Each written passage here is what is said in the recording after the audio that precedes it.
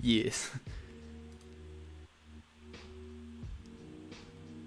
Is the stream up? I don't know. I forgot to change the title. Yeah, Yggdrasede Podcast. And we are in podcast category. Talk shows and podcasts. Save. Pogers. Jajis. Big pogers. Okay. So, welcome. We have 0 viewers. Welcome, nobody. hello, mom. hello, mom from the VODs. And then, But we decided to do this live. Well, actually, Ygg imagined this to be a VOD, not a live stream. I want it to be a live stream, right? yeah, but you can cut it to a vote. So Yeah, you know, exactly. And we it's can too cut out long. the interesting parts, and then the next time somebody joins in and realizes that it's not as interesting as the VODs. Yeah, the interesting parts are gonna be like 5 minutes. Yeah. Join us on our next podcast. Check.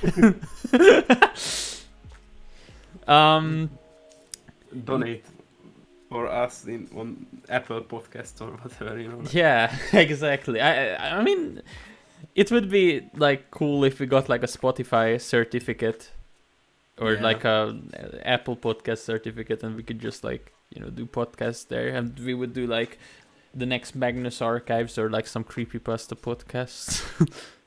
Yeah, but like I haven't even opened up like Apple Music or like Apple Podcast app like in my life, so I don't know who uses them. I opened up Apple Podcast once because I was like, oh, well, since I'm using a MacBook and, I just bought this iPhone, Yeah. maybe I should, get more into the Apple ecosystem. And, I wanted to listen to Magnus Archives. And it was there, but it's so dog shit. Like, it organizes things terribly. Like, I don't even know what's going on. Like, I would say Spotify, basically the shittiest UI of all time, just like beats Apple Podcasts. Yeah. I don't know, like I haven't been using like Spotify since like I don't know, like 4 months, 3 months from now. When I Yeah. switched to like YouTube Premium, and I haven't regretted my choice. Like, Oh yeah, like YouTube Premium, since we are paying for it and everyone Yeah. is putting in like pennies. It's so good, like adless like videos. Of course, I'm using ad blockers, whatever. But yeah, now of it's course, it's but legally on your phone, adless. yeah, you know, like you have no ads on your phone as well. You know, like it's Yeah, it's exactly. And Exactly. like you can close the app and the music is still playing in the background, you know, or Mhm. like you can listen to videos. Oh yeah, download it if you don't have like what is it, data. Of course, it's 2021. Like, who doesn't have data? But I didn't have data Yeah. for a very long time. Yeah, I actually have like unlimited data, so yeah, it doesn't really bother me. But I usually like travel a lot, and like when you are traveling by train, there are a lot of different locations where the data signal is not very strong, so you kind of not receiving the perfect reception. So it's like lagging and buffering. Mhm. So Yeah. downloading might be better option, but Hungarian whatever. train Wi-Fi. You literally have to like. I bet you like there's like a queue for like who receives the data. Yeah, and you like cannot use like different web pages like YouTube or like Oh high yeah. traffic web pages. It's just basically like reading text, or I don't know, like Exactly. Yeah. It's better to just download what you wanna watch or listen to on Hungarian trains. yeah, like But- sorry, just I wanted to like segue to one of our topics that like I used to know a guy who bought like this like not him but like his family, his mom or whatever. They bought um, like a pen drive internet, Oh Like, yeah, I think you mentioned this, but tell me again, please. like you basically you plug in this pen drive and it's going to like install some networking shit, and you have like very shitty internet. Like access, 1 kilobit per second. Yeah. Something It's like just that. basically for reading text again. But the guy had Linux on his machine at Oh the yeah, I couldn't install it uh, probably. and yeah, he couldn't install the drivers for it. So Oh my god, Wi-Fi, Wi-Fi at home. but it Yeah. was like more than 10 years ago. So like Ah. it's a like a very early story. How did you even get Linux? Like, how do you get your hands on like a Linux install when you're? You said that this guy was like poor or whatever. Like, how do you get your hands on like a Linux install if you don't have Wi-Fi? Like, you need Wi-Fi to get Linux or something. I think that his laptop shipped with it. You know, like it was pre-installed on his laptop. Wow. All right. I never really. Well, I mean, the most recent like technology that I saw Linux on was like a laptop, and it was shipped with NDSOS, and this was the first experience of me seeing like a pro version of a Linux distro. Like, you can download the same OS, but you get LibreOffice with it. It was really weird to see. Have you used like LibreOffice or like LibLock calculator or whatever the fuck? I used LibreOffice and stuff. It's so bad. I used it on my especially used it on my what is it, final exam, and the thing gave me a Java exception error. Like, I was like what? Like, this is a runtime error. How the fuck does that appear in in a program that you've written? Like, this was a bug because of an earlier version of the software. Oh yeah. And I remember that like we had like IT class, and you know we were just going through like exams after exams. So you know, like basically you we did the official IT exams, you know, from year to year, and I remember that the like picture editing software they use is GIMP. oh yeah. I know that GIMP is not that absolute dog water or whatever, but I have been using Photoshop even then. Yeah. And like comparing GIMP to Photoshop is oh my fucking god, it's Comparing just that's fucking Lada to a Tesla. Like, it's yeah, basically like I wanted to like move a layer and I just couldn't. I remember that I was actually so fucking frustrated because I saw that if I were at home, I would just do this in like 10 minutes at max. And I have been like doing this task for like an hour and I couldn't figure out how this fucking UI works. So yeah, whatever. there is like a derivative from the people who made KDE. They made Krita. I don't know if you heard about it. It's like a GIMP fork, but it's so edited. Like, it looks like for me who rarely seen Krita and rarely see Photoshop, like, they look kind of alike, like the same. Okay, they say it always with GIMP, like, oh, the same features is available in GIMP as in Photoshop, and it's like the same software, but it's like free. No, it's not. Same with Krita. Krita is like suffers from the same fucking problems. It's slow, it's sluggish, but like it's just one step closer to something better for a free, image editing software. Yeah. But like I never understood like how could they like even compete with like Photoshop. Like it's just so fucking developed. I mean, like, exactly. Photoshop is like one of the best softwares that I have ever used in my life, I think. Like they in recent years, or like not very recent, but like I don't know, they started adding this in like the CC version, which came out in like 5 years ago, or I don't know. You know, when they switched from like a one-time payment to like a subscription thing, and they added this like a content-aware fill method, which just like basically uses an AI to like mask uh, certain areas in the photo you want to like hide or whatever. Like basically, if there is like a person in the picture that you don't want to be there, you can just select that person, and the software does it for you. You know, just like Yeah. it just hides. So you can do that in manually in like GIMP, I imagine, but it's like not like you click one button and Yeah, it's not just like done. boop. Yeah. So Yeah.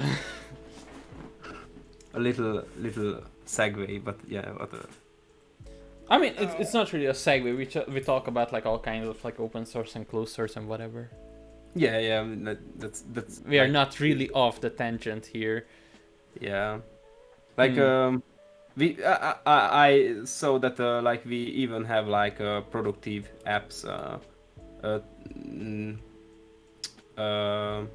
Section. like topic Yeah. section or topic you selected for one of our main talking points. So I think this might go there if we want to. Well, for productive apps, I would like to like mention that, you know, I started working on like, okay, so I tipped my toe into like many waters. Like I'm working on like 50 million things at once, like all for content, and I wanted to post something onto Yggdraszill for a while because we need weekly uploads. Like it's not like I would let this down. Yeah, like at least one video a week would be good, but like, you know, I've been kind of, I wouldn't say slacking off, but just like I did everything but Yggdraszill. Now I'm working hard on Yggdraszill. Like yesterday night I worked from like 11 to 3 a.m. to get a script done. I'm talking about like Notion, shortcuts on like and stuff like this. Like I wanted to ask if we were to make this video together, like which apps would you think is like the ultimate productivity app? I think like for organizing your scripts and videos and like stuff like that, it's definitely Notion. Like Notion is like just one of the godsend apps in like productivity wise. You can do so much things in just like one single software that is like amazing. You want to do like GitHub readmes, you can compile your fucking documents and to you can read, just like copy and paste markdown. Yeah, that's just like super cool. Yeah, exactly. Also, like I mentioned in the script that I used alternatives for it, like OneNote, which was kind like the UI was kind of dog shit in my opinion, and I used Bear, which is like Notion and Bear are the same apps, but the problem with Bear is that you can only use it on Apple devices. It's so fucking like, just like, why? Notion wins by a landslide with that option, and Notion has like so many more features than Bear could ever have, like team support. Of course, if you need to buy the premium version, or you have to be a university student for that. Yeah, but like $2 a month or something like that. Yeah, I don't remember, so it's like not very much. Exactly. I don't know. I think it's closed source, but I would say like software like this, like I don't really mind if it's closed source. It does the job. It does. I don't even really care if it's tracking on me or something. Yeah, but it's like, I started doing like uni notes or like notes with according to my studies, even in Notion. So it's not just like a digital work that you can get done there.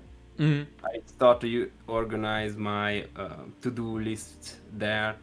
I often do like a weekly shopping list or a weekly like goals list that I want to complete. So it started to get integrated to my everyday life that I really enjoy, because I consider myself to be a little bit chaotic when it comes to like energy spikes. Like I don't. you're like, the wind, like it's where it goes, Yeah, like basically like that. But like when I studied, I noticed that one time I would just sit down and like study for like 10 hours, and the next couple of days I would just get no work done absolutely. So like it was very chaotic. But when I like started to like plan ahead, and I would just write down in Notion to like that I would study for 2 hours this day, and I would you know uh, just compile notes or like go through slides. It started to get better, like Yeah, you yeah. start to go into like a habitual situation when like it's that time of the day you sit down and you study. Like it's not like a chore, or like it's not like you feel like you have to study. It's like basically comes second nature. Yeah, exactly. And I've been trying to, like, as you said, like, for example, with videos, like we talked about this long time ago, that we would like the way we can get this to work, the only way we can get this to work is to make this thing a habit. Like, you shouldn't just like, oh well, we have time now. Like it should be just like, like that time of day. Cool, okay, let's sit down, let's write some script. Next day, okay, it's that time of the day, let's record it, and then let's edit it, let's post it, see for results or whatever. Like I think even though you're like a chaotic person, you understand that, like, how should I say this?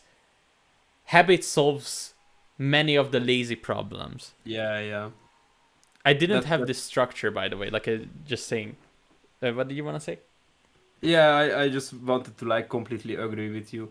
I actually read a book about this, like how building habits can like become very productive for your life, or how can you achieve things that you couldn't even imagine that you were capable of just by making it a habit. Like turning some things into a habit that you don't even think of like doing. So yeah, for me, I would like completely agree that this is the right way to, or this is the most productive way to like try and do something. When you decide to decide on a goal that you want to reach, like 1,000 subscribers, 100 subscribers, you have to like basically make as you said, make video creation into like a habit. Also, like, goals are really important. Like, for me, I remember when I was like 11 or 12, many of my old videos are like not there because I was, well, 11. There are the Portal 1 videos. I don't know if you see them, but the point I'm trying to make is, like, I found the like the 2011 just recently I found the 2011 notes, and like there were like reach 100 subscribers, reach 1,000 subscribers and stuff like that. And I remember taking notes in school, like okay, like yesterday's video got like 12 views, and I'm going for 20 now. And I remember, like, every single day I would sit down and record like a Minecraft video for 10 minutes because Bandicam was like not registered or whatever. There was like a 10-minute cap on it. And I remember. Yeah, and I kind of want to go back to something like that with the habits. Like, I kind of want to just like sit down every single day and record something with Audacity, or like stand up from my PC and like record some weird green screen footage that I can put into every single video so I can get it out faster and stuff. But every single time I just sit down, like when I try to make this into like a habit or like something that I can work on myself as like a system, there's like someone messages me, someone wants to be with me. And I try to log them out or whatever, like I'm not available, or left them on read. But then my mind starts to turn like, oh, but like I haven't set up a Patreon yet, and then I set up a Patreon. Oh, but like the fucking YouTube, like on the about page, I didn't put any text there, and like, I should put some text there. Nobody fucking checks the about page, by the way. Like, Yeah, I think that you trying to be like a completionist yeah, in kind of. these kind of things.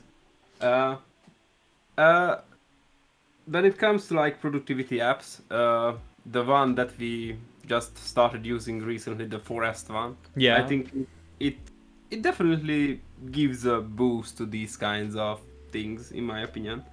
That you are basically it gives you like a motivation to like stay off your phone or whatever for Oh, that amount of time. but basically, before we go forward, like Forest, we are not sponsored. We are not sponsored. Not sponsored, by the way. Yeah. Not sponsored, by the way. It's like from when I seen this and when you told me to, like I looked into this and like I asked, this is a fucking timer on your phone, like like how is this gonna make you any more productive? And like you were like, oh, but it's a little bit more, it's about like trees and whatever and planting. And I got like, oh wow, okay, let me check it out. And like I bought the app, I opened it up, and I started planting my first tree with like 2 hours of work while I was writing in Notion or something. And then I was like, I checked it, and I got 4 trees, and I was like, whoa, I got 4 trees! This is the coolest ever! Yeah. I can't explain it, but it's just such a... I'm definitely going to include it in the video, but like, I can't explain it. It's like, I don't know if it's paid on Google Play as well, but like if you have the like a few pennies to buy it, like I completely recommend to buy it, because it's just, I don't know, a complete dopamine boost. On Google Play, you can like download it for free, but to register you have to pay. But it's like, it's like $2.50, so it's not very much. Yeah, especially like imagine like as you like that was me when I check the app, like so I'm supposed to pay for a timer. Yeah. And then man. Yeah, but as far as I understand, all the payments go towards building planting trees in like real life. Yeah. Like not I mean, of course there is some kind of profit to this, obviously, but most of the the funds go towards planting trees. How fucking cool is that? Like, this is like the perfect plan. Like, you're giving the users something that they can like reuse, and then you're like making them believe that that the app is for a greater cause. So you're not just helping the world, not just making your users believe that they are doing good, but like the users love it. Yeah. It's number one on the App Store, like on the iOS App Store, on productivity. Yeah. And you can even buy a real life tree, or like donate for a real life planted tree for like 2,500 coins. So you don't actually have to pay after the one payment you buy the app for. So it's basically like a one-time payment. I'm now grinding for unlocking all the trees. Yeah. I bought a 2,000 coin one like 3 days ago. Or like for real money. No, not for real money. But I invited Nikki to the app as well, so I got like 1,000 plus coins for you two guys. Yeah. Oh my god. But I think it's if you want to buy one app, like this is the one that you should, I think. Yeah. Or if you can only afford one app that it's like related to productivity.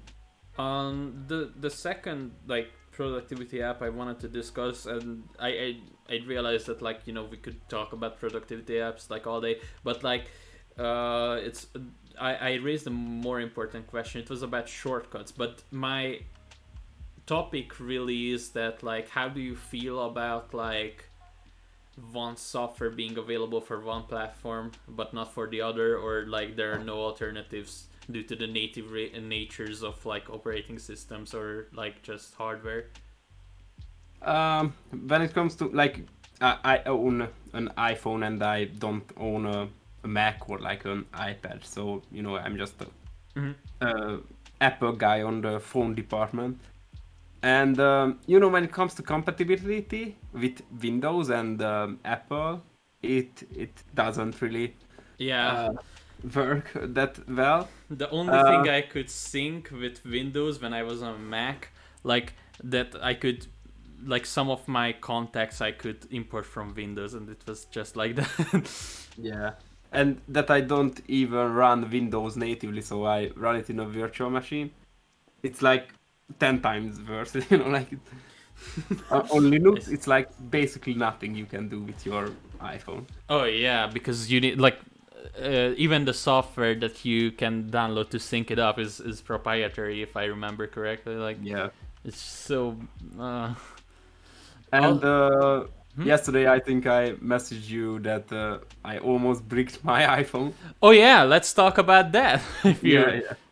So I'm kinda into the jailbreaking community. So I'm not jailbroken yet, but I'm really waiting for a jailbreak to be updated to the current version that I'm on. Uh, uh, with iOS. The current version of iOS. Because my iPhone shipped with 14.4, and I have stayed there for like 5 months now, and it's like the latest iOS version is 14.7.1. Six. No? Wait, let me No, it's check. 14.7.1 Let me check. today. Oh, I can't check. You can check or I will just send you a screenshot or whatever. But I always upgrade. Like for me, like jailbreaking is, I don't know. It's cool. Don't get me wrong, but it's but for me, I even tell this on the, like in my productivity apps. Like, of course, like apps for me is just like, or sorry, like phones for me is like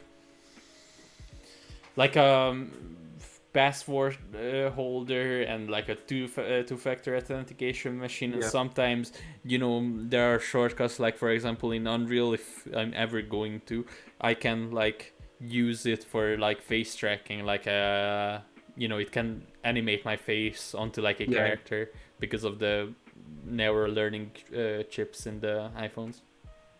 yeah.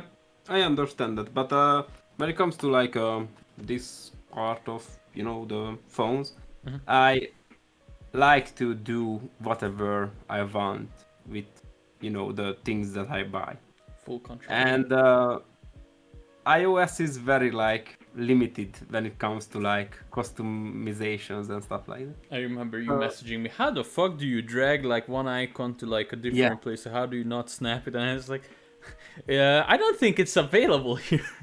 yeah, and I was like, what the fuck, like how? And I was like so fucking like when I learned that you cannot give transparency to like an icon, I was just like, what, like what, like why? But there are like some like tweaks or like shenanigans that you can do to achieve the final results that you are looking for. So Yeah, you if you showed me want once on like yeah, I yeah, don't know where. yeah, if you want like a transparent icon, you can like screenshot your wallpaper and like put the icon on top of your wallpaper and like do it that way. But it's Mhm. like it's like on Android you can just like download an icon pack and just apply it. to Yeah, everything. exactly. Like a new, And you can download a new launcher and whatever. Like you can make your phone look so much better by like just the set. Yeah. So basically, that's why I want to jailbreak. But currently, I'm on the iOS version that has no available jailbreak at the moment. Yeah. But we are getting closer day by day because new kernel exploits are being released that jailbreakers can use for just like achieving kernel level privileges Yeah, and stuff exactly. like that. Yeah. It's like Uh, rooting your phone basically. yeah, basically like that. Yeah, but like it's not like Android because on iOS every single person gets the iOS version at the same time. Yeah. And and unlike Android, it's it's like not even close to like that. Like some people are still on like Android 9 and yeah. yeah, so it's like Like when not I don't know when it was that, but like I was using Android 8 or 7 and then somebody asked me why don't I just update it. I'm like, update? What do you mean? I felt like it's always like Android versions are always like written to like phones, and like especially like I had a Chinese phone, like I was so afraid to like patch it, like what's gonna happen. Yeah, I used to have like an Yuga, like a Huawei phone. Huawei, I don't know how to pronounce it. Huawei, yeah, whatever. Yeah, and it had like a locked bootloader. Like you had to basically pry it open with like a code to like root it. Mm-hmm. And you couldn't get an official boot unlocker code after like a period of time, and you had to basically like do like you have to patch your Android version back to like 8.0, and then you had to like install some kind of shitty exploit to your phone that could read the bootloader code, and I was like, okay, I'm not doing this, like I'm not. And it would have been cool to like root your phone, but still like Android had like a better customization by default. Yeah, but then you could be on any version, and you could have downloaded a new like icon pack launcher. Yeah, whatever you wanted. I mean, there were some settings you couldn't change. Like for example, if like the top-down menu, like you couldn't change that. But like for many parts, for your productivity, you could change everything. Yeah. And I didn't regret like switching to an iPhone. Like there are some stuffs here that are very very cool, and I very very like, but there are some stuff that I had to get used to, and those minor problems will be solved by jailbreaking. Also, At like, least for me. yeah, but like, I just can't imagine that most of the Android phones nowadays don't get Google apps. I'm like literally, like, why would you, like, the only reason why I was using Android is because of the Google apps, because I knew, like, Google had full support for these. And the funny part is that the two companies who give you Google apps is Google itself with its Google Pixel phone, and Apple with iPhone. Yeah. And if you want to buy a Huawei or Samsung or whatever else, like, you get the Samsung store, you get the Huawei store because of like the Asian blocking that has been happening for years. They blacklisted Huawei from their Google apps. Yeah. Like, so it's like pretty shit on the Android department, and you can like buy like 3, maybe 4 kinds of phone. Like you can buy Samsung, a Huawei, Xiaomi. Xiaomi, and the Google one. So Yeah. you know, like, I mean, yeah, and Apple does their own stuff, and I would. I really like how the software communicates with the hardware on the Apple side of things. You know, obviously the hardware is made by Apple, and the software is like made by Apple. So they know how to like write things for their own software, but still it's like done so well. I mean, yeah, they closed it down, but they sure. Yeah, but like it's Apple. Yeah, like yeah.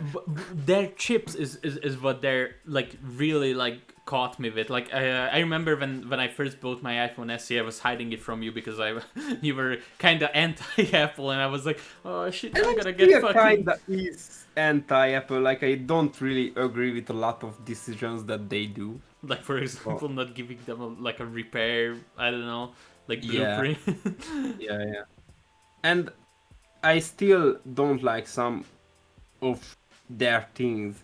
But what I hate about Apple is maybe the fan base is the worst on that part, because like there are some like diehard Apple fans that they would suck dick for every single Apple decision. Like, oh my god, this is so good. Oh, you don't understand. And I remember when there was like one Apple conference where they introduced they were like, oh, this is gonna be a big update, and like big update for the Apple Watch, and like I watched the interview and like the conference, and it was, we introduced like how high from sea level are you on the fucking like, I was like, okay, cool, yeah.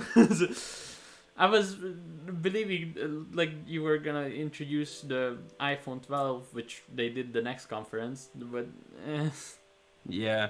And I like I hate how people like you say that like you state a fact that Android is more customizable than iOS, and they say like, oh no, it's not like that, you just don't understand how iOS works, like it's like they are so fucking stupid and like ignorant that they don't even understand what they are saying. I was coming from like a an Apple oriented company, like my last job was and like when I was talking about Linux and like how like the robot I bricked, like what the problem is, and they like there was like talk about like how Linux cannot be like a desktop, never gonna cut it to the desktop scene because it's just like it's like so shit. And like Apple is so much better, like you really buy like a MacBook because there will be no problems with it. Like out of the three main OSs, Windows, Linux, and Mac OS, like Mac OS had the most glitches for me, and I was expecting it to be the the most stable OS, that's something like nothing's gonna beat. But when Nemos, okay, so where was I? Oh yeah, like macOS, like FaceTime was bugging out. By the way, it bugs out in iOS as well, but like FaceTime was bugging out, Discord was bugging out, I couldn't access my productive apps. Like it's locked down. I feel locked down when I'm using, macOS, yeah. Yeah. And I noticed that I don't know if you have this problem, but I have a friend who has an iPhone as well and has this problem. But sometimes when I try to open up the stock camera application, it just crashes. Like it straight up crashes. And I cannot open it. I have to like reboot my phone for what it the to... fuck? And never heard about that. And when I use like other camera applications, it works. So it's not the camera, or like it's just like on a software level, and I just don't understand why. I think it has to, like I had experience with like something like that on macOS, where like VS Code couldn't read the camera and Yeah. like PyCharm could. It's like access, like giving access to your camera for your camera app. I don't, it's something like that. So it's basically like trying to, like block the camera application from their own software. Yeah. Yeah, yeah. Nice. I mean, for some Apple apps, you have to allow them to, Track your yeah. Yeah, like basically Facebook is like sucking dick. Oh yeah. Now Facebook's this is like such a long case, but like Facebook parted with Epic Games, and they are now trying to get Apple to step back a little, because Apple now introduced new security updates and privacy updates, and like for what Epic done is that like developers get 30% like they take every purchase from your apps from the App Store, like 30% off, and Epic Games put like a different payment system for V-Bucks. Like I think it was like they basically like skipped the giving 30% to Apple. Yeah, and they got banned, and this is like a call for like, oh, like, see, that's like by the way, like in that case, Apple is so fucking spineless. Like they are saying, oh, but Epic has used our technology for their games, but that's not the case. Like you have to use their technology for games. Like you can't run OpenGL on like iOS devices. They have to use Metal. Yeah, it's like, of course, like you if you want to do business with Apple, you have to do business their way. Like there is no corner cutting or whatever. And I was like, by the way, I'm on the Epic side. Like, why do you take 30 cuts if you have to pay $100 a fucking for year? A developer account? Yeah. Yeah, it's like pretty weird. You wanna switch topic or? Yeah, we can switch to one if you want to, but give me like 20 seconds. I refill my water bottle. All right, 20 seconds. How are you guys feeling in the chat if you're watching live? Nobody's watching. Farts. Thank you, Imptious. By the way, Imptious, like you I don't know if I can call you in your real name, but like XD. XD. No re. Re. You had to kill your cat. So I kick like a plastic bottle on my floor. Sorry. Sorry. I just want to tell the story that how I almost break my phone. So. Oh yeah. When it comes to jailbreaking, there is like a stuff that you want to do when a new iOS version comes out. Mm-hmm. It's basically like you can only restore your iPhone to like a signed iOS version, Uh-huh. And you can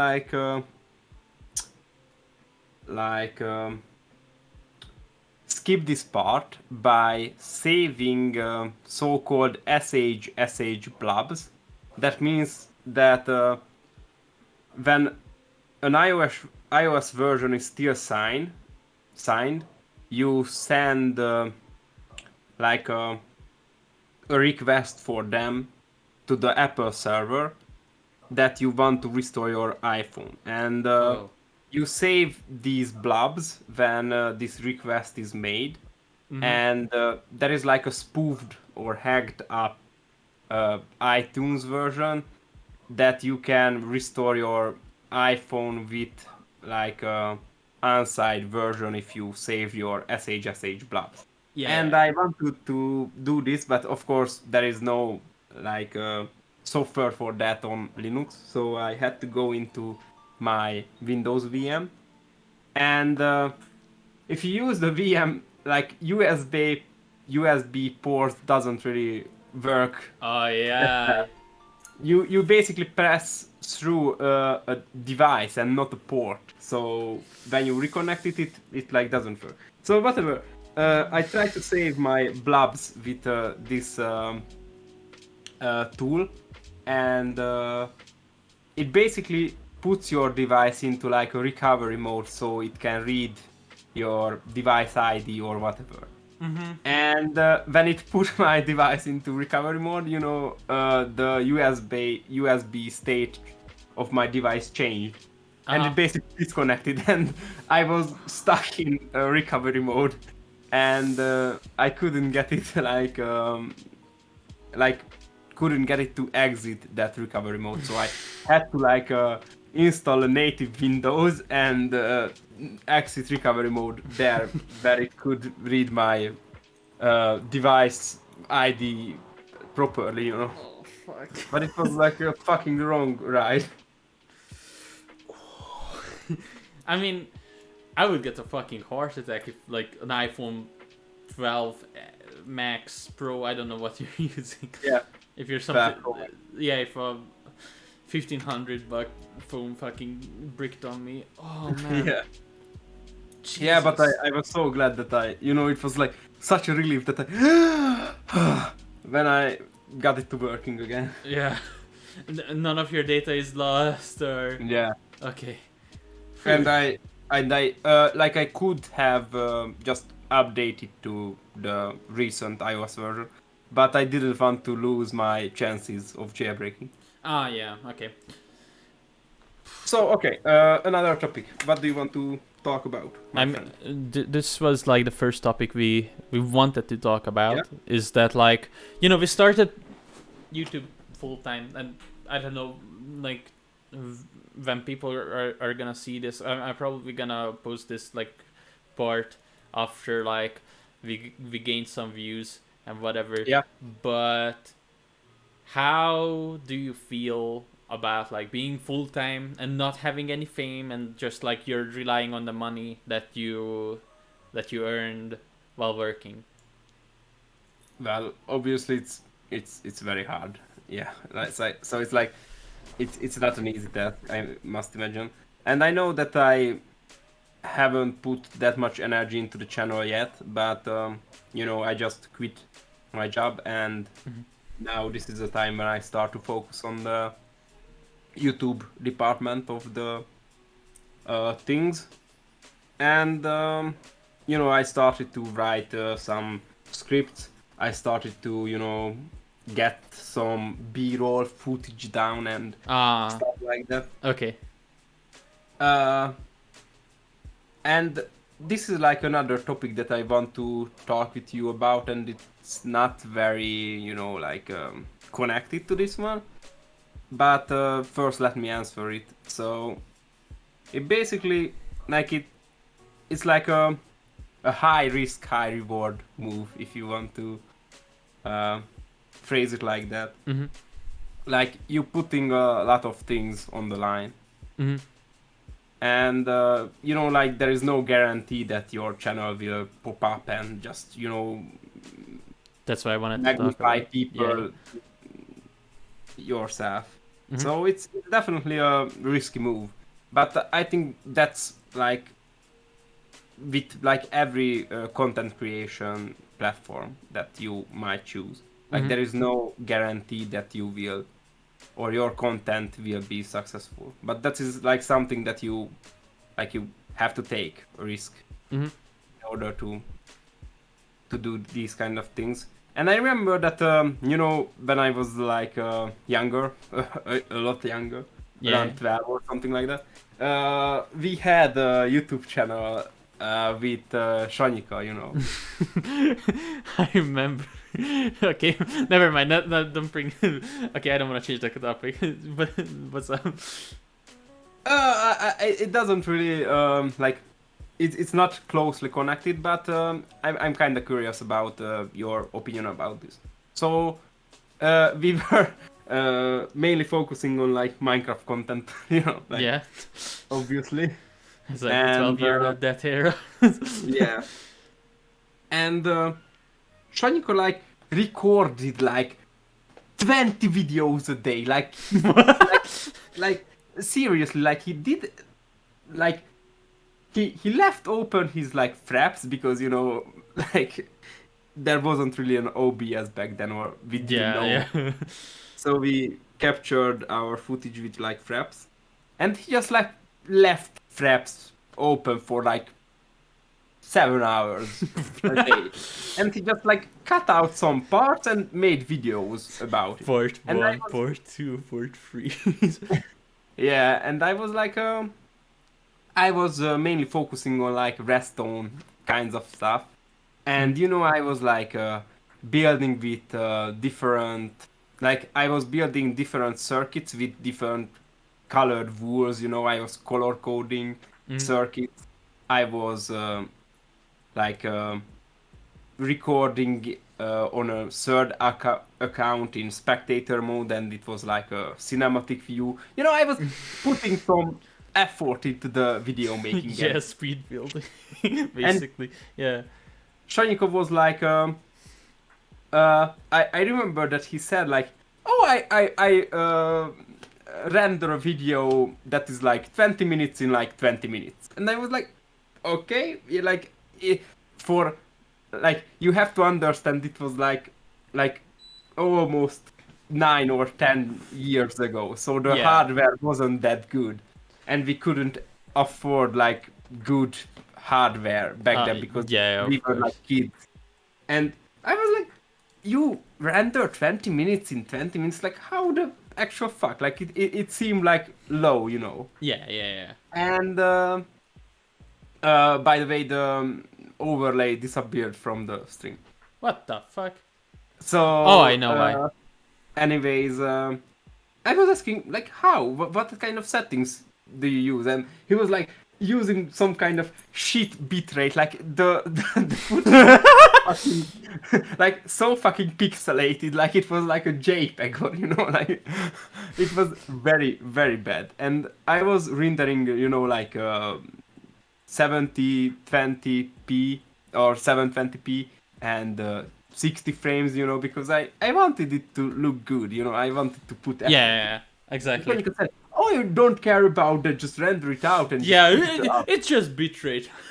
Yeah, and he was like, basically our discussion came down to like quality versus quantity. How do you feel about this? Do you think that like there is a limit where you must cut down on quality in order to satisfy like a weekly upload schedule? Like, you cannot finesse with your video for like a week or a month to perfect it. So like there is a limit where you have to pull the line that you cannot work on this video anymore. If you followed Yggdrasede, I think I did this last time where I didn't have like any scripts, anything done, and it was like Sunday evening. I couldn't fucking come up with an idea or script or record or whatever. Like, I fucking like, it's a shorts video, and if you look at it, it's a video of me. It's a type test on a kill box silent things. Like, it's nothing more than just me typing a monkey type. But I would say I like that's what I've been doing most of the time while I was like editing videos. I kind of tried to find the perfect editing software. I kind of tried to find the stuff that could make my style become a reality, and at the same time it would be done quickly. Like it wouldn't take a lot of time. Yeah, exactly. Like I just want to get videos out as fast as I wanna make my ideas a reality very, very soon. If I have to work on something for like 4 or 5 days, I would lose interest myself. I couldn't bring myself to finish it. Hold on, just let me whoop. That's all the fucking data. Okay. I just put back the overlay. So, Yeah. I don't know how I'm gonna cut down my content. I definitely don't wanna do like more fucking keyboard sound tests or whatever. But I will definitely try to make like a, how should I say this? Like a schedule for videos so that like I'm up on quality and I could keep up with the pace. And if I ran like I can't keep up with the pace, I would have like I would store background videos, like, or not background videos, like, how should I say this, lower quality videos that never seen like I didn't meant to upload on the channel, but like it's a content that I upload when shit turns sour. And I think this is like a problem that will be solved in the future when the channel grows, because you can like hire editors for you. Exactly. You don't worry about that part of the job getting done. But I think I'm on the other side of the spectrum, because I have been planning this review video for a long time, and I don't know. I know that it's like very hard to expect from yourself to like do a video perfectly, but I just want to get every details right, and I'm like spending a lot of time, like building up the script, getting footage and cutting B-rolls into the video. And B-roll is what is that like? Is that like a background footage for like? Yeah. So A-roll in this case is when you are like basically unboxing or showing the product, and B-roll is just like like cinematic shots of the product that you are showing, or you know what. Okay. Thank you. So it's like basically just filling content with like some shots. But that's how things are done in this tech side of things, I believe, when you like mix some B-rolls into the video. How long is your video? I'm sorry to like, interrupt. I'm planning to cut it down to like 15 minutes. Okay. But the footage is just like overwhelming at this point. All right. And what kind of software do you use for editing? I couldn't get myself to use Premiere. I'm using DaVinci Resolve. Like, I fixed most of the issues. No. By the way, like there are so many idiots in the editing, the technical side of the editing part. Like, I go to a DaVinci Resolve forum, and like I said, like there are like weird artifacts on my footage, and like they are saying, oh well, close down every program in the background because that could cause the CPU to like blah, blah, blah. Like I heard like I once heard like CPU, and I once heard like GPU, and I once heard programs, and it's kind of affecting your footage. And like I closed down literally everything. Like I was like so I don't know, devastated. RAM, like yeah, download RAM. It could solve your issue. Like I closed down everything, and the artifacts were still there. And if you're looking close enough on my first videos, like you can see that like the artifacts are there. So like I read stuff like this on like the official Apple website. I basically googled that my Windows PC cannot detect my iPhone device. Mm-hmm. And they said like, make sure that your iPhone is charged. if your device is not detected, make sure to switch USB ports. Like, oh my fucking god! Like this is like common sense, like fucking retard. Like give me like a driver pack that I can install or whatever, like. Oh my god. There is actually a driver pack for it, but they only sell it for people who use Boot Camp, which is basically for macOS if you want to install a Windows Dualboot. Oh my fucking god, like, So the correct choice for you is to VFIO into macOS, and from macOS from Boot Camp to install Dualboot to Windows.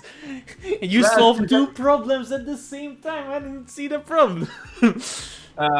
I actually couldn't get the Mac VM working because my video card is too Good. up to date, Yeah. and you cannot get a newer like Mac OS version like Yeah, I to get you. install.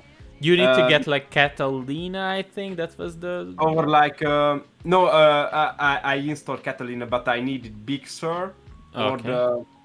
or the now that will be released, which I don't know the name I of. don't fucking know. I used Big Sur when I was working. So, but there I couldn't find a Big Sur version that I could, like download. So I just gave it up because I don't really need it. So yeah, whatever. By the way, I use Premiere Of for course. my. I like I okay, this is kind of a more of a personal thing, I think, because it's about you. But like when I talk to you, I see like you want to think about perfection, and as you said with the old Minecraft projects, like you wanted it to look good and stuff like that. And when I think about you like using software, I always like think like, okay, you're probably using Premiere with like Photoshop, and like you're using some premium software to edit things. And of course there is nothing wrong with that. It's just like Yeah, I understand. By the way, I used Sony Vegas back then. Me too. And I liked it. It's amazing. Yeah, I would cry it back. It wasn't bad. Like, but the standards have changed. Yeah, okay, yeah. So, But back then, Sony Vegas, I remember like when I first rendered my footage, I was like, whoa, this is so cool. yeah. I usually, so I actually started to make like movies back in my COD2 career, like frag movies and stuff like that. Oh, yeah.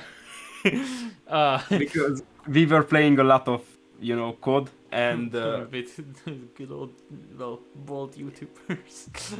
Well, not just that, but like, yeah. So I started to learn how to create movies back then. It was pretty cool. I think I learned like my Minecraft videos. I didn't just render like of course the first few days were just like me bandicam 10 minutes upload cool. Cutting a video was literally me pressing the pause button and unpausing the different fucking so like I think I learned how to make a video with Sony Vegas. Like I think it's like for every person who started making videos at that era, I think Sony Vegas is like the ultimate software. If not, it was Sony Vegas or Movie Maker, but I couldn't drag myself to use that shit. For some reason, Windows Movie Maker didn't even work on my PC, but I don't understand why. Oh yeah, there were a lot of people who couldn't use it. I used it. I seen the interface. You couldn't. There were no layers. There were no like. You couldn't pull like a second. Oh, like time tables, like there weren't a timeline, so just one. Oh no, it was a timeline, alright. It just like wasn't. So you couldn't add multiple timelines there. No, if you wanted to do green screen, you basically had to like. Oh no, you had to record your fucking movie maker and add the fucking footage on top of it, and then put that into movie maker. Oh my god! There was no other way. And everyone was complaining, but Movie Maker can only render into like 480p. No. You could render on 1080p with really good bit rates, but like, you didn't have like that much creative freedom. Yeah. And I use like auto hotkey stuff with my Premiere. Of course, yeah. Like I think stock Premiere doesn't have that much hotkeys. Yeah. And like doing stuff this way is like actually like they feel pretty good. Like I'm not Doesn't gonna. like with auto hotkey, doesn't it like doesn't there like any lag issues? Like for example, I think you with auto hotkey you have to time everything, like Yeah. wait until here. And what if like the window doesn't really want to open? Like do you have problems like that? Uh, the way that I seen this, and I will link you the video if you are interested about this. But the way this guy solved problems like waiting for a window to open and stuff like that, he just basically checks for the window to appear, because you can like have like is window active tag Hmm. in your auto hotkey script, and it will just only send the hotkey if that window is active or open. Uh huh. And Okay. there is like multiple like image detection shenanigans as well. No. Okay. You have to basically like take screenshots of your timeline and whatever for Oh it to wait, work. there's like image detection in auto hotkey. Yeah, What there the is, and fuck? and it's actually pretty cool. Like it works 100% of the time. Like it's super surprising, but it works. I mean, in back in the CS:GO days, like some people who couldn't afford cheats, like they Game were, yeah, like you always turn to like the kid with the auto hotkey scripts because everyone thought like, oh, auto hotkey, it's undetectable. And there were like pixel aimbots, and like I think with this like image detection, like you take screenshots of like enemies or whatever, and like aimbot could work, like you know.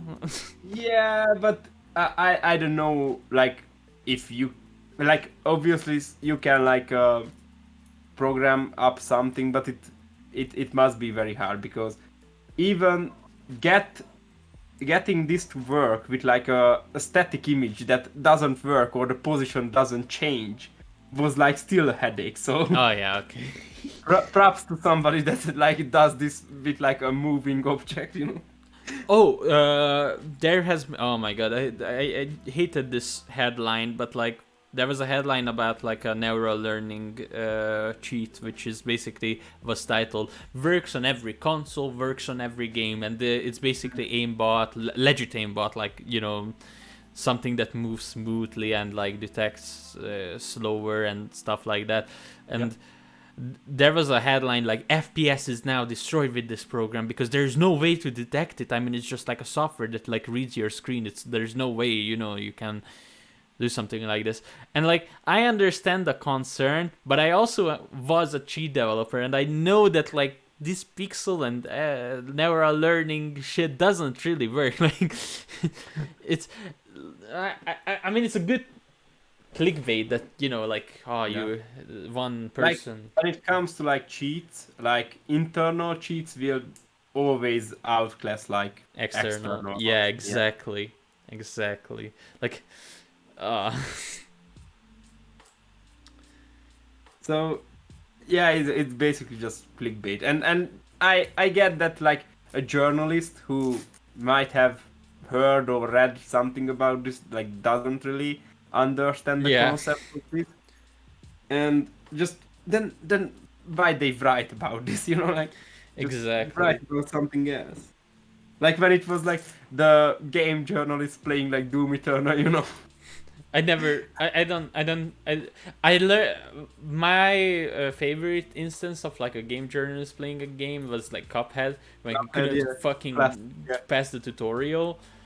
yeah, uh, it's so obvious that like you have to push like like a new headline every single day. Like of course you have to like put something in the title. Sure, Cuphead is a difficult game, but not passing the tutorial difficult. yeah, yeah, for sure. And like uh, you know, like the thing with Doom Eternal, the the first DLC was like pretty tough, like actually difficult, Mhm. and the second DLC was toned down a lot. So Mhm. the second DLC was pretty like, I'm not gonna say easy, but it was Oh, yeah, I a heard about this. Yeah, lot easier than the first one. And they also went back and like modified the first DLC to be easier. Yeah. And it was like a complete community outlash that why?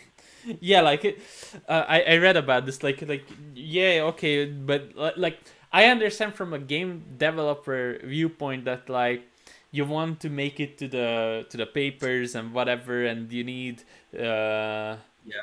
you need the headlines to be good, and you want the journalists to play through like some of the game and not just like look at it from one point and like, oh, it looks gorgeous, the gameplay is like good or whatever. You want something more engaging, like, if a journalist could be inspired by something that they see, and they could write something more that could catch more attention. Exactly.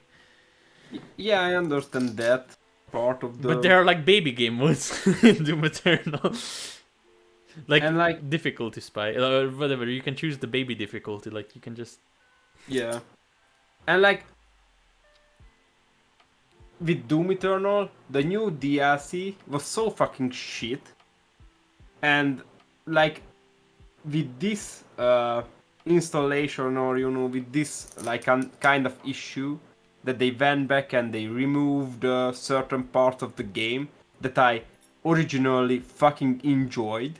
Mm-hmm. It was such a fucking negative like experience for me that I have not played Doom Eternal ever since then. And I was like a massive fucking dick sucker for that game. Like I really enjoyed that game. And I put a lot of hours practicing like speedrunning strats and whatever, like. But you just gave up on it after like it has let down. Yeah, time basically. after. Like because they if they wanted to make the like the second DLC easier, then okay, fine by me. Like fine. Yeah, but easy. Like changing the previous DLC and the original game to be easier, like why? Yeah, exactly. When you are used to like how games work, and when you are trying to practice for speedrun, the spawn patterns, where enemies will appear, how much things you have to kill, and it just changed all that. And like there were a lot of people who were very let down about this decision that making like the game speedrunners, patches like this just fucking kill the game. Like with GTA 5, for example, they I don't know, they got like the source files for one patch, and they decided like, yeah, this is the patch where we are gonna speedrun on. Like just forget everything else, because like everything is getting patched and shit. I don't really understand why like game developers do that. I think like trying to appeal to the speedrunning community is a very good marketing decision. Oh yeah, definitely. Getting like exposure on SDGQ is just like the best thing your game can experience, I think. Yeah, every single year there's like a Hitman game, because like it's they even talked about, like the developers even talk about like speedrunning in their game. And like I don't know if you know the game Celeste.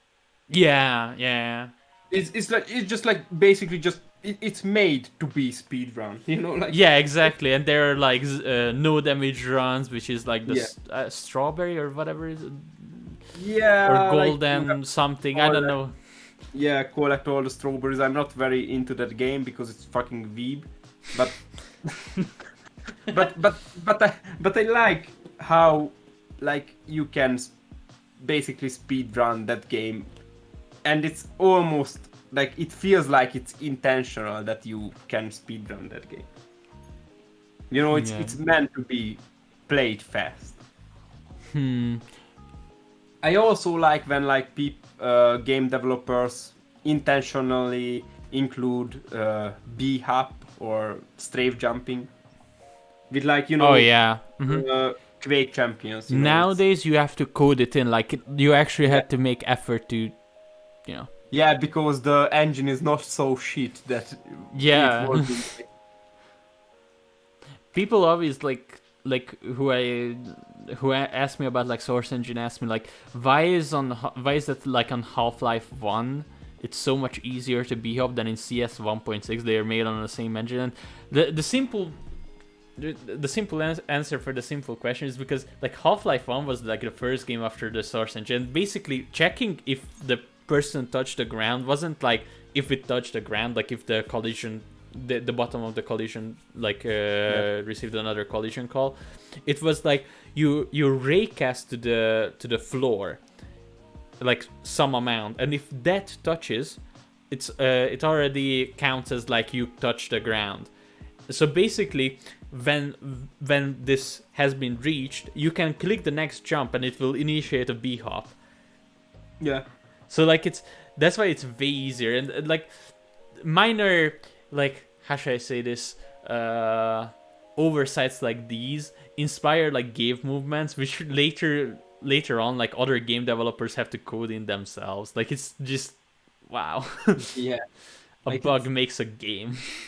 yeah, it's amazing like how these kind of like everybody knows about b-hopping. Like it's a staple. Like Yeah. if you say b-hop, like the like hobo living down your street will know what a b-hop is. Oh, So- let me. I use down scroll. if you be like I was playing on like a 64 tick server and I didn't get my b-hop and I missed my tram, you know. And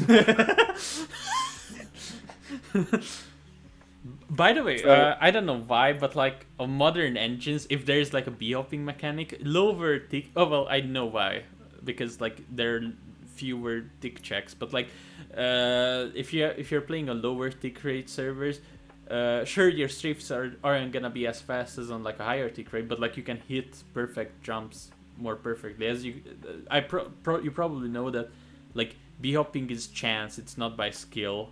Like yeah, I know that like you cannot hit 100% of your b-hops. yeah, exactly. Like And like on like b-hopping maps, they use a mod that basically sends a jump input perfectly or whatever. oh yeah, and if you want to scroll hop, like there's like a dedicated scroll hop. I don't know, mechanic if you choose your game to scroll. It basically when you're scrolling and you hit the ground and you know the scroll input was pressed, it will check how close was that to a perfect hop, and it will rate it, and that's how much speed you're gonna gain from the last hop. It's like so fucking like why would you even wow. That's pretty cool actually.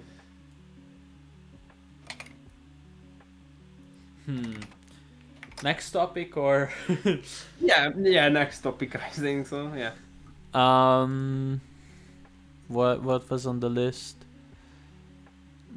I actually love how we can like Yeah, it's it's go on tangents about one topic, like we are not forced into just, you know. we can talk about cringe memes and we could talk about like I don't know the like Hungarian politics or something.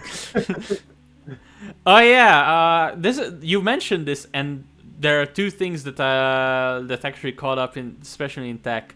The first is like a question towards you: VM gaming versus dual booting. I'm on dual boot and you're on VM gaming. Like, please, like, just tell me, how does it feel? What it's like? There are obviously pros and cons to this. I wanna know the cons now. The cons are basically just like attaching a controller is I couldn't get it to work. Like like the way how, you know, USB pass-through works, it's almost like impossible, I think. But you know, I have like a Switch like Pro controller, which is like not very well supported on like the base Windows. Oh, So fuck, yeah. getting it to work with like within like a VM is just like I gave up. I just couldn't. Mm-hmm. And the other con is like I usually, or not usually, I sometimes encounter some weird sun driver artifacts that they couldn't really. I think that the sun driver couldn't really detect like what the fuck is going on, and It's just like muffled. not really like that. It's just like my sound stops for like a half a second, or it just pops a little. I know that's a Linux issue, and I know how to like patch it on the Linux side, but I don't think that will solve it I through don't have this VFI. on Linux. I just only have it inside the VM, and Oh yeah, but yeah, but like but that's it's like every like it's very rare, but I encounter it sometimes. Like it's just like for half a second, like everything is just stops displaying sound. well. But like whatever, it's half a second, like it's not gonna, like ruin my. I don't know if who is the fan and who is the enjoyer in the VM versus dual booting side, but like for me, dual booting, like I hate both of the sides now that I think about it, because like sure you can just throw away your Windows machine and clone like the perfect setup for it. Yeah. That's like a really good part of it, but for me, like I could just like create a partition and then clone every single byte after I set it up, and then after I'm like I could clone it again and again. Like I could do this with dual booting as well, but like sure it's not as clean as VFIO and it's not made for it. But for me, like VFIO never fucking worked. Yeah. And I told you this. I'm sorry for whining while setting this up. Like I just, I was kind of frustrated at the fact, like, it didn't work after like, it's 2021. I'm trying this since like 2018. Like, Yeah. For dual, I was actually fucking surprised that I got it to work. Like me too.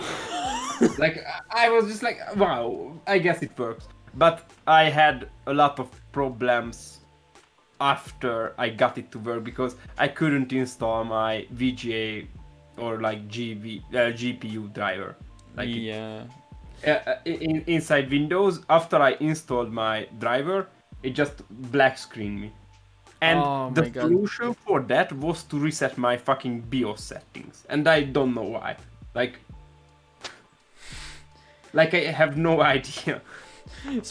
Just an off tangent, like really slight mention. You remember when I had my Ryzen PC and we kind of overclocked it. Yeah, the overclock caused many blue screens and crashes. I had after I reset the BIOS, I was like, But like on the RAM departure or like the CPU? I don't know what caused it. Like I literally don't know. I looked about it and like I think it was something about memory. It might have been like timings with the RAM, but it's just like timings with the RAM. It's just like so fucking hard to get right. Debug, because like not all of your memory is getting like used, and sometimes when a byte gets thrown into a wrong place at the wrong time, it just blue screens you, and you have to change the timings. But yeah, it just I mean, for me, it's just like it wasn't like after I reset the BIOS, it's just like how should I say this? Like I don't really care about overclocking that much. That like I should fuck around with this more than just like sitting down, turning on my PC, and wow, it works. Yeah. Like after I reset my BIOS, I just put my RAM to the correct frequency, and I just left it. I didn't bother with timing. Mm-hmm. Yeah, and, yeah. Like, of course, if you want to like, like, basically just just crash like pressure every single performance point out of your PC. Obviously, you can like fiddle around with the RAM timings. You can like fiddle around with the GPU power limit and the CPU overclocking and stuff like that. But Like it's like 10% at best. yeah, and 10% is like fucking generous. Like it's fucking generous. And you're also like shortening your CPU or GPU lifetime. Yeah. I think like underclocking and undervolting is more, you know, it's like 1 or 5%, you know, decrease, but you also can sleep beside your computer and just, you know. So yeah, that's how I think about this. So back to like the VM versus that dual booting topic.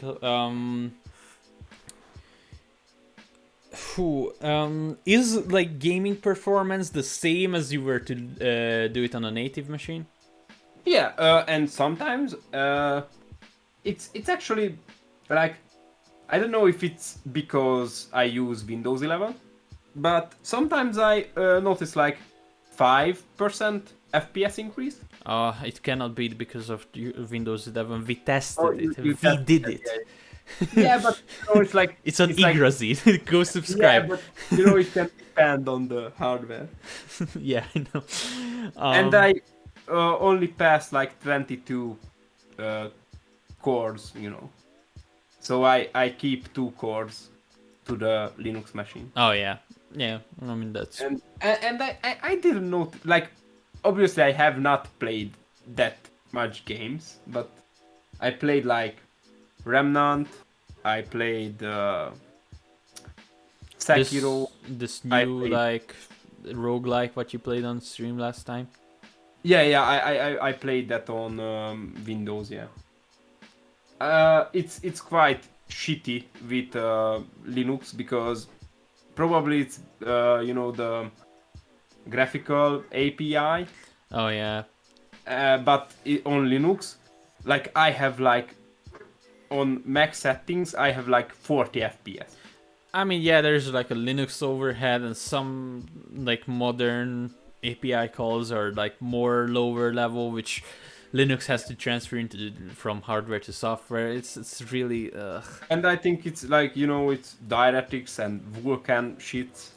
Vulkan is Linux compatible. Like it's. Yeah, I know that Vulkan is Linux compatible, but the game, if it's not very meant to be run on a Vulkan, you know, API, then it can cause a lot of problems. Yeah, with dual booting, okay, this is so simple. Like you just plug in a fucking USB, you install the operating system, you install the drivers, you can go up. And the downside is that you get much more fiddly if you want to reinstall. Like dual booting just doesn't worth it for me. Like restarting my PC for like a 1% better workflow, it's just like meh. Yeah. And like VM gaming is like convenient because if you don't want to game anymore, you just close down the virtual machine and you go back to your like default environment, if you like to say.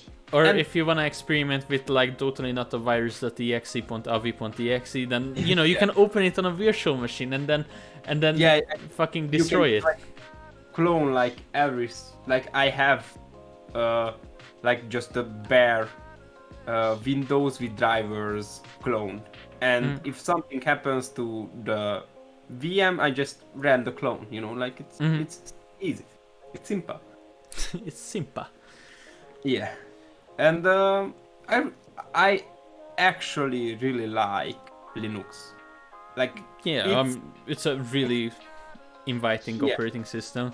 I had problems before when I ran XFCE, you know, the other. Not saying XFCE is bad. It's just.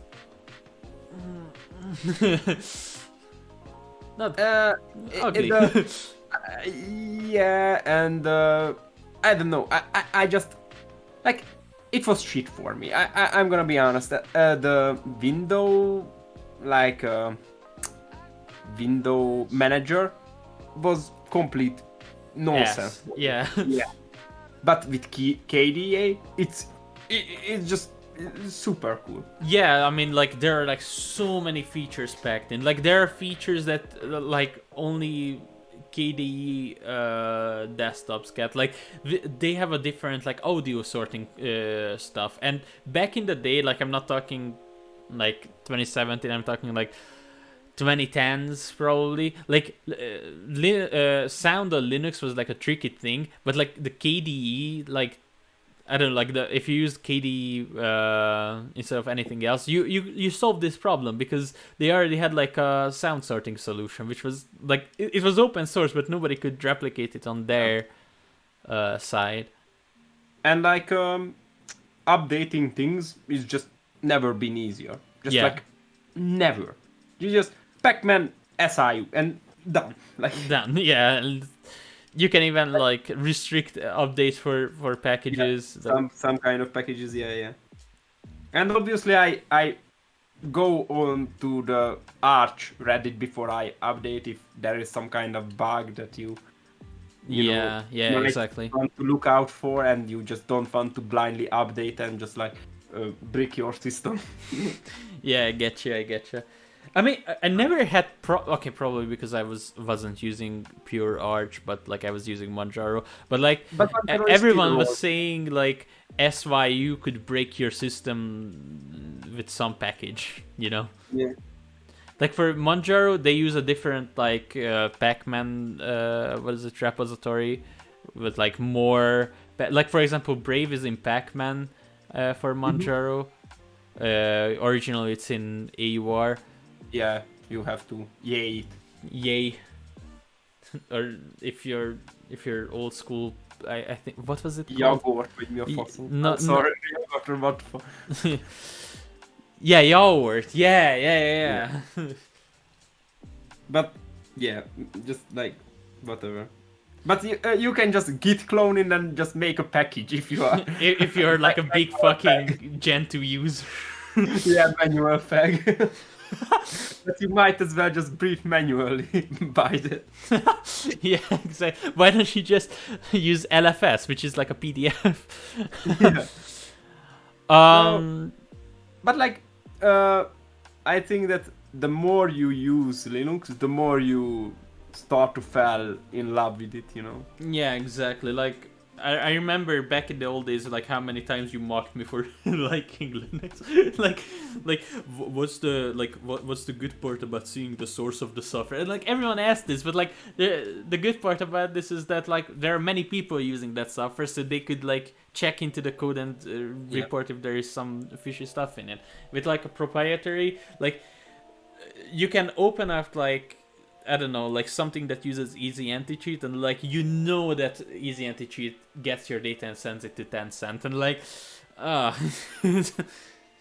the main like blocking wall for me to switch to Linux earlier was that I thought, and I still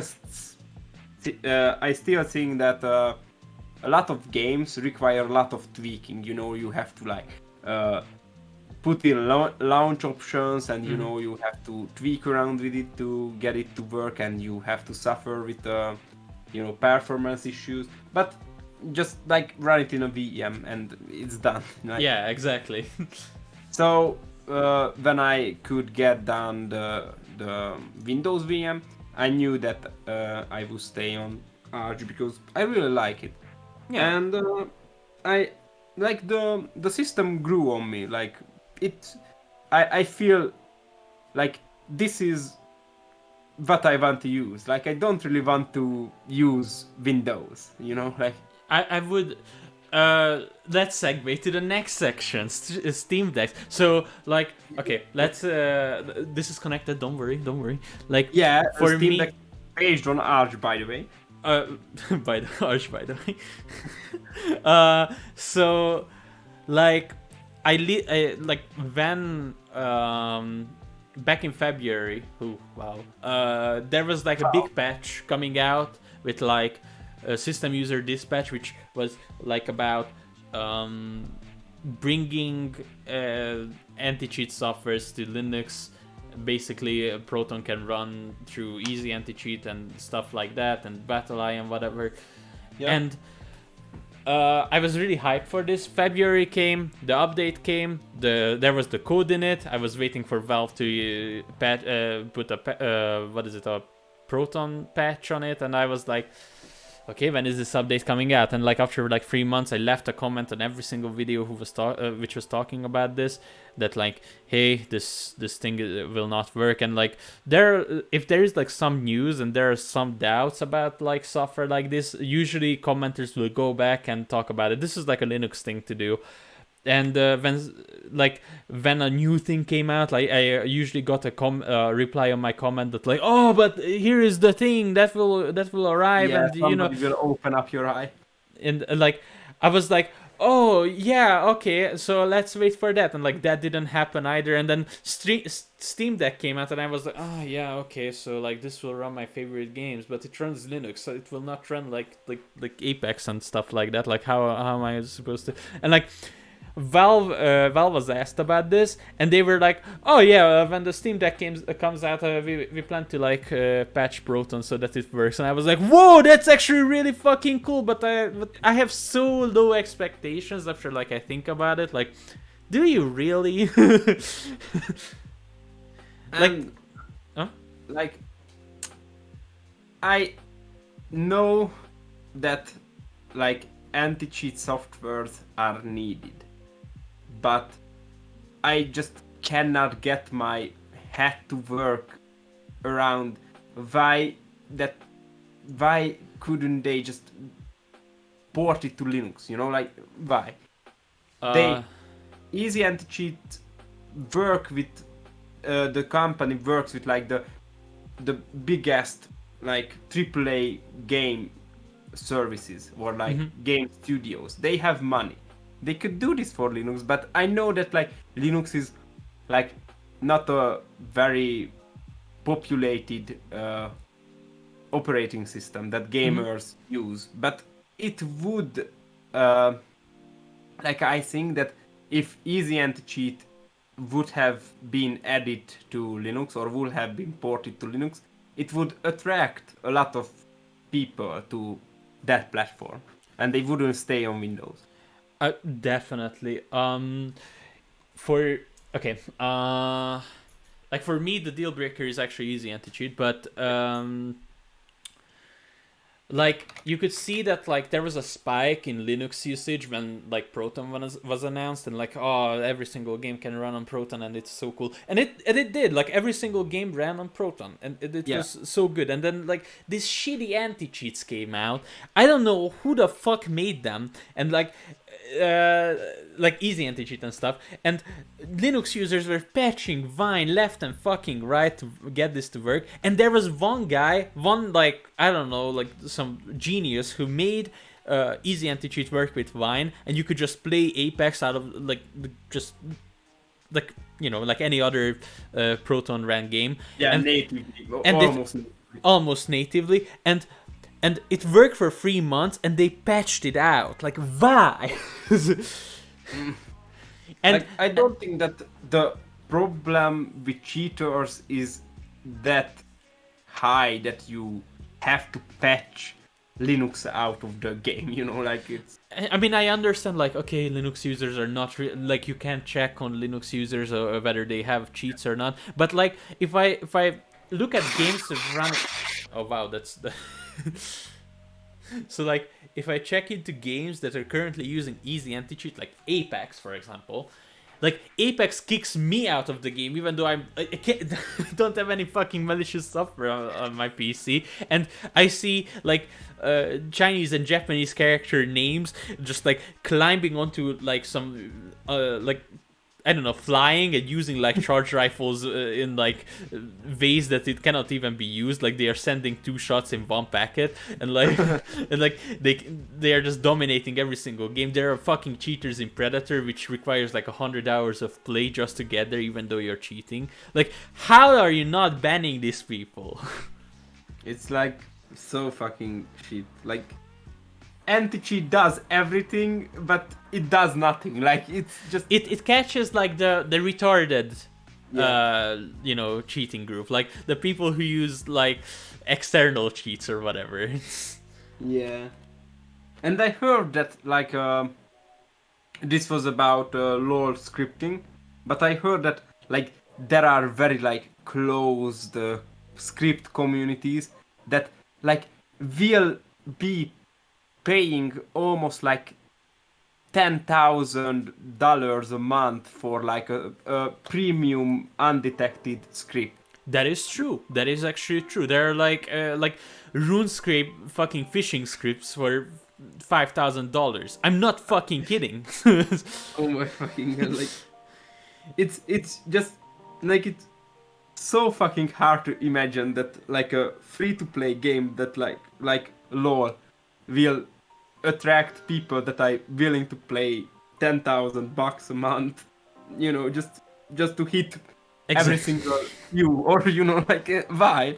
And it's not even like good cheats. Like I've seen like these mega premium cheats, and it's like it has like IMGUI as menu, which is basically like just like a public repository that you can get for like C++ projects, whatever. Yeah. Like it's not the prettiest thing I've ever seen. Like, there are menus that I can make in 5 minutes, and like there are scripts that are so primitive that are just like, I don't know why. But the prices for these just let me finish this point. So basically there are games which use easy anti-cheat and battle eye, and they are easy to cheat, like easy to come around the problem. But like for an Apex cheat, you could go for like $50 a month, $8 a day, or $4 an hour.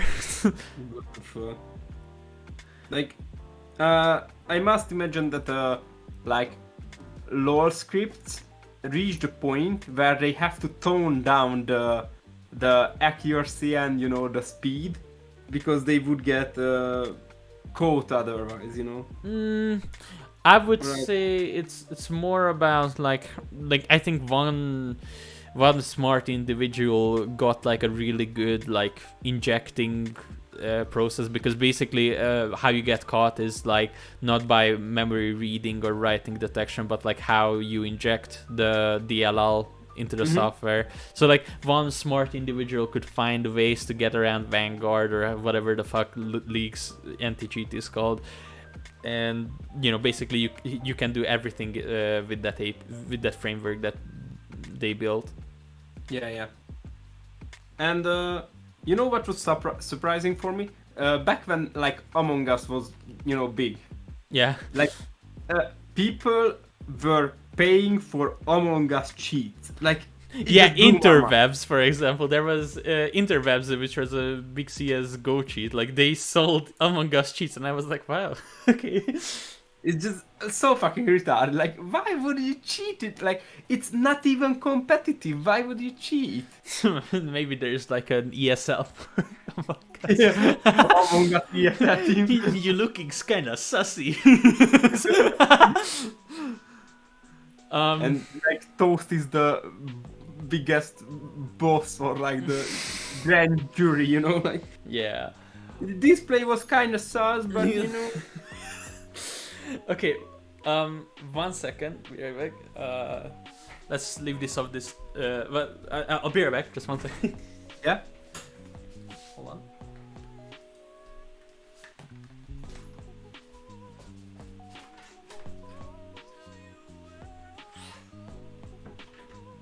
Nice overlay, by the way.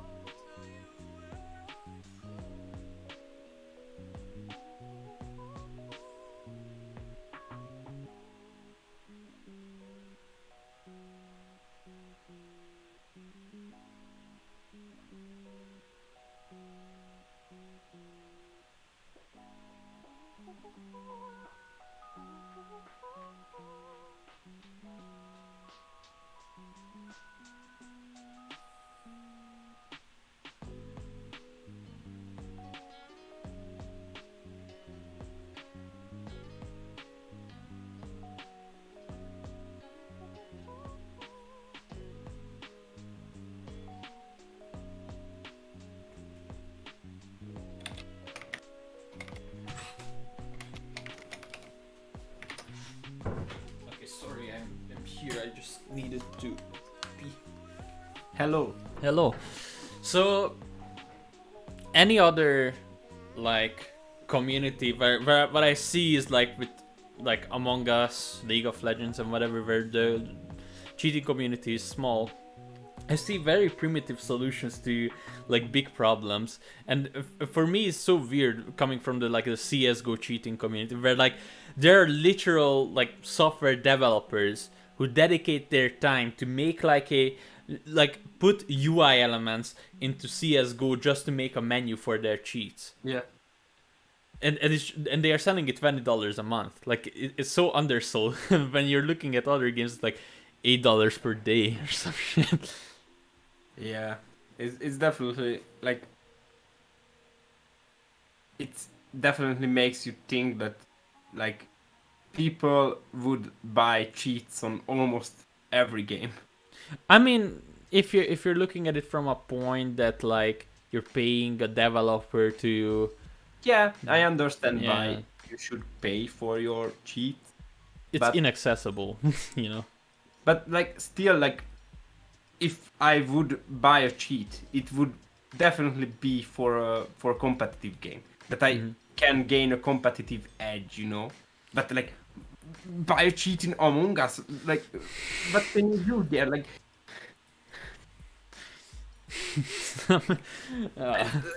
like I don't understand.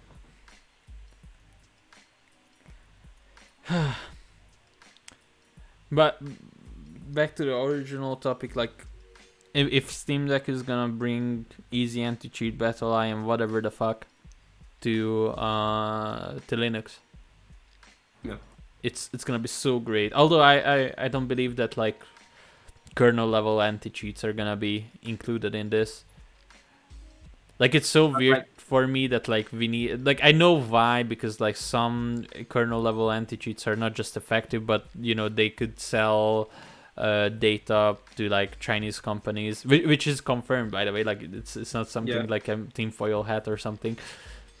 And like you know you could make money out of like just you know people Yeah. being on your anti-cheat. This is the main reason that I despise every single like Valorant player. Like Yeah. you are getting fished. Like Yeah, you're getting legally fished, yeah, like and you're agreeing to it. yeah, you are willingly signing up for getting fished. Like what the fuck? And Or- also it's like a shit game. Like I mean, know. I don't. I'm not saying. Well, I never really played Valorant. It seems like kind of yeah, cool. I never after even installed it. I like for me it seems kind of good because like if you told me like imagine CS:GO with like better developers and like you know no cheaters, like I would kind of get like you know excited about it. But when you told me that like you can't play it without like them sending like your data to Chinese companies, like and like the fact that I can't play it on Linux, it's just Yeah, it's not the most user friendly experience. I remember I when think Doom was like Doom Eternal was getting an anti-cheat. I don't understand why, like it doesn't have like such a competitive like you know scene. Or yeah, I don't know. like nobody played their multiplayer side of the game. Like it's And Doom was like a staple for Linux. Like it was like the shit. Like it was how should I say this? It was the Linux game. yeah. Even though it was never released on Linux, like the Proton accessibility was so like well, I don't know, received that you know many Linux users would say that you know it runs even better. Yeah, that's actually pretty reasonable. And massive like props to Valve for like Everything. yeah, for supporting like Linux as a whole, you know, like without Proton like the Linux gaming community wouldn't be like near where it is today. I mean, I think the reason for like I could see like the signs that this was happening, like the Steam Deck. Yeah. When like they were like made the Steam machine, which is kind of bad and kind of not well received, but they made the Steam OS, which was running on Linux Debian, and they kind of put like things up which were like, okay, this is kind of cool for like a Linux thing, but what are you profiting from this? And like they made Proton, they made numerous patches for Proton and like made it open source just for Linux users to enjoy. And like now you see it like it's for the Steam Deck, which will bring many more things that the Linux user would love, and also like a really seemingly good console. Like from what we've seen, this like from the trailers is like some guy running smooth Doom Eternal on their Steam Deck. Yeah, and like a side, like a branch of what Steam Deck will bring to the table is that it kind of forces Nintendo to up their hardware game in the Switch. Oh yeah, definitely. It's like a big, like in my opinion, if like we always say that like which is better, like Xbox Series X or PS5, and you just say I don't fucking care. The Switch is still the best of them all since it's like a portable console. But now with the Steam Deck, it's like Steam Deck versus Nintendo Switch. It's now a real fucking competition. Yeah, that's actually pretty true. And I like the Switch's hardware has been pretty outdated, to say at least, for today's standards. It runs games at like 900p, 720p. Yeah. And like the reason why more games aren't getting ported is because the hardware limitations. Yeah, exactly. Like I was so surprised when Doom was announced. But like to see how Doom runs on the Switch, like yeah, I could imagine. Yeah, I know there are some people who actually hack their Switch. With Android? Nem érek rá. Sorry.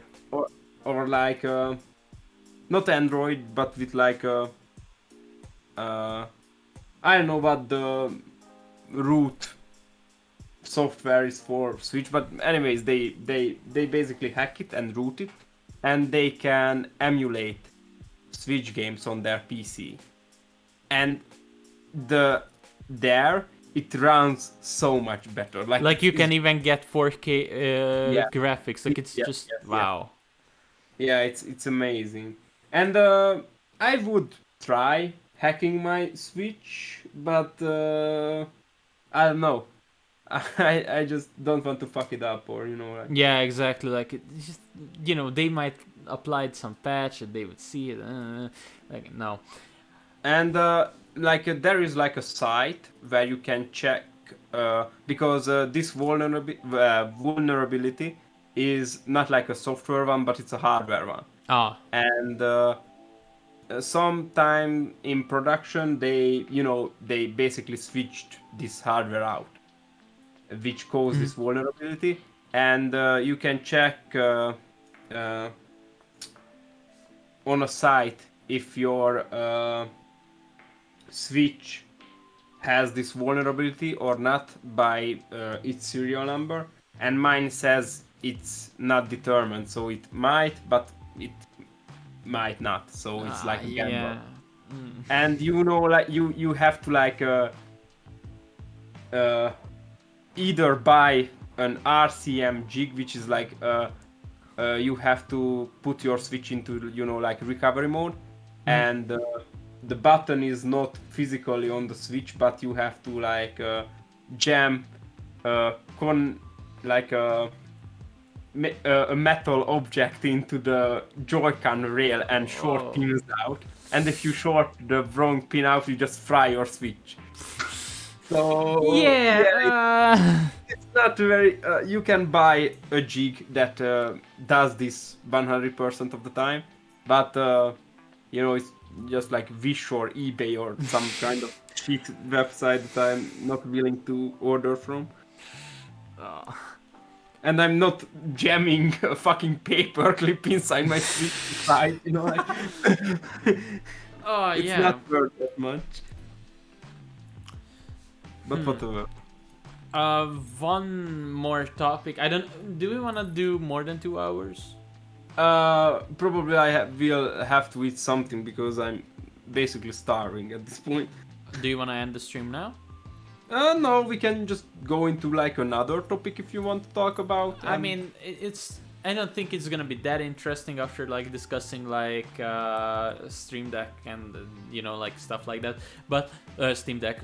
But laptop versus desktop. Like just I want to tell you my experience with like my current setup with my laptop and what it was with the desktop. There is like one upside to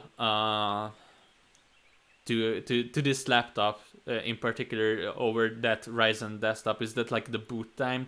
I know like there are more stuff to boot up compared to like a full desktop, like like it was so slow, like it took like I don't know 45 seconds to just like get to a boot screen. It was so weird, but that like I experienced what you just said, like why everyone was telling me that I should get a desktop instead of a laptop. Like it's, I wouldn't say it's like dog shits though, but I can feel it. Like on my Ryzen PC, if I click somewhere, it fucking clicked. It fucking happened. Yeah. With this, it's okay. Like I get to my destination in time and stuff like that. Like I can't really complain about like game performance either. But like there are like some things that I just like it's slow and it's sluggish. I mean the portability of the device comes handy, but like there are some things that you have to sacrifice for the portability. exactly. Would I like if I could go back in time? It's questionable still if I were to buy like a 3060 RTX 3060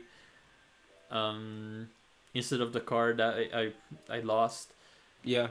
But food time by BF. Thank you, interesting. So like,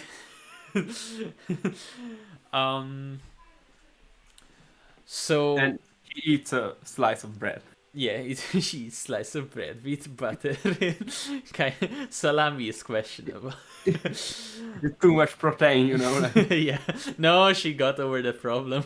Yeah, I know. I'm just joking. Yeah, but the main reason why laptops are slower because of the chips that they put into like the CPU and the RAM modules. It's usually made with a worse quality silicon chip. Yeah, exactly. To like fit it in or whatever. Yeah, because there is like a wafer, like a silicon wafer that they cut the chips out of, and the best chips are in the middle of the wafer, and they are like most of the time they are reserved for big companies, for like Tesla, that they want to buy chips for their car computer or whatever. And the closer you go to the edge of the wafer, the quality declines, Yeah. So the closer you are to the edge of the wafer, the worse you getting for your money. And usually these edge pieces go into like laptops, because laptop manufacturers have to buy cheaper like modules, because you can't really see inside what's yeah, exactly. So that's why they are usually slower. Also, like the other problem, which like I cried about many times on Discord, and probably everyone's fucking tired of it. But like the fact that it fucking like bricks itself after like some use and browser use, I figured that was the problem. Like it happens like once a month now that I figured it out. It's fucking drivers. It's NVIDIA drivers, by the way. Like just I have to install the ones that they have on the page, and with that it's like, I don't know, it's like 1% that it happens after like 50 million alt tabs. With the most recent ones, you can alt tab anytime and it just like bricks the system. Oh my fucking god, that sounds horrible. Yeah, and like those are the moments where I really just wanna cry it back. Like I just wish that I seen the middle, basically. If like the story is that like the middle fan of my RX 5700 XT, yeah, like the middle fan wasn't glowing, and I was like, okay, that's weird. And that happened after like a crash, so I sent them to the sellers, the retailers.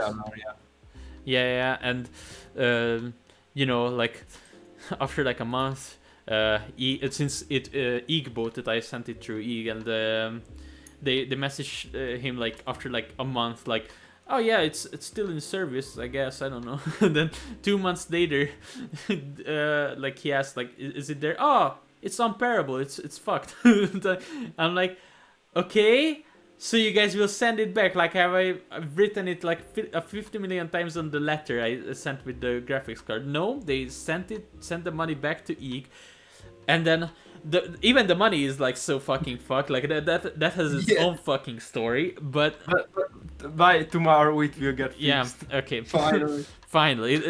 It's been a long. Speaking of the devil. Holy fucking shit. By the way, speaking of the devil,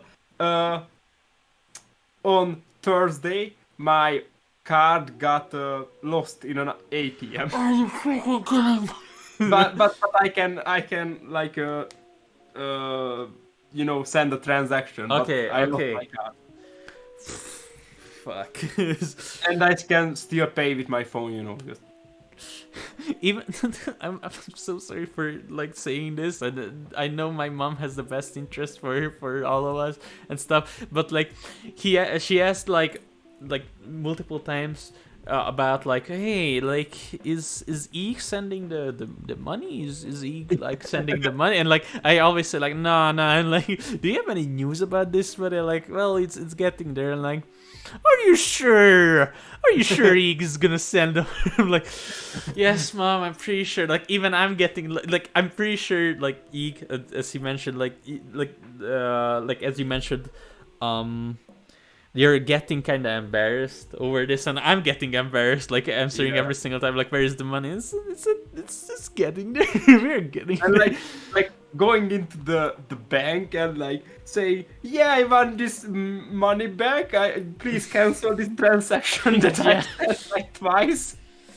to like offshores, and like it's kind of going to a euro thing, which it's we are not doing drugs. Yeah, it's pretty sketchy. Yeah, and also like, okay, we can't. I really don't want to sound racist with that, but like every single operator who like looks at like the transactions with Revolut looks at like our papers, like I usually send like a screenshot of the transaction that you send me, and they look at it, and one of them actually thought I was fucking French, and she just started speaking French to me. First when she said like merci, I was like, oh, like it's like she's cool, and then she sent me like a whole fucking French paragraph. I don't know why I don't fucking understand shit. Yeah. So yeah, would I build a PC now if I had like all the money in the world? But yeah, if I had all the money in the world, of course. But like, if I would get like a paycheck, like a constant paycheck with like, I don't know, $2,000 off from this, like, I don't know, content creation project, would I buy a PC? I would wait with it. Yeah, like this is not the best time to buy any hardware. There is one thing I bought, which was like, I kind of slapped myself in the face with it, but like I so wanted to buy it, and it's gonna be a project where, I don't know, later on.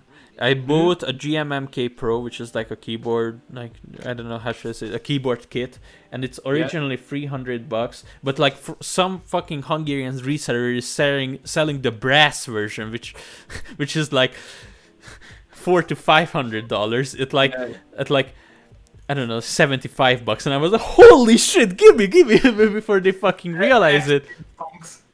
It was like fucking stonks. So I bought that. I also, like, the other one was Glorious, has the rare, like, it's very very rare that they sell Hungarian keycaps, but they are selling it now, and I was like, okay, let's buy it. Yeah, that's understandable. Yeah, this is more like finances. Do you want another topic, or? I'm off to it. I'm just having a little bit of a, I don't know, bad conscience for holding you back from eating. Also, like, my parents are banging on my door. I just want to say hi. Like, I think that this was very productive, and we had a great talk. We can definitely repeat this at like every single Tuesday, or even more frequently. Like this past 2 hours just flew by. Like it was exactly. It was spent well. Like we didn't force anything. Like the first topic was just. It was just basically random shit. Yeah, like we were like, okay, we should talk about, like, you know, the full-time thing. Like, you know, how does it feel to be full-time without fame? And like we went off like some weird tangents of like podcasts and. Apple Podcasts and Apple and then iPhones and then freaking iPhones and then this was basically very very good. It was even a team talk. Like I think this was like a one-to-one conversation as well. Like how we can like talk about like business as well, kinda. Yeah, a little bit. Yeah. So thanks for having me today. Well, of course. Of course, bro. Thanks for having me. Our guest Yggdraszill at the Yggdraside show. So next week we will be back with another one of these. Another 2 hours. Bye guys. Bye. Bye.